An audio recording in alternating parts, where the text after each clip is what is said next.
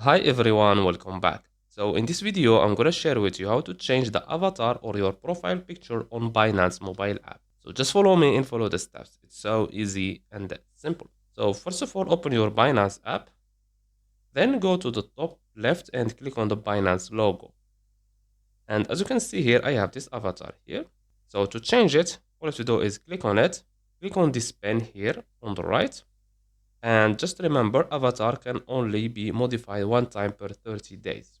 Okay, so click on your avatar and you can choose the image from your profile. So I will choose, for example, this one. Click on confirm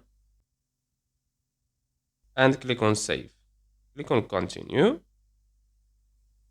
And as you can see, profile successfully updated. Now, if we go back, as you can see, my avatar has been changed.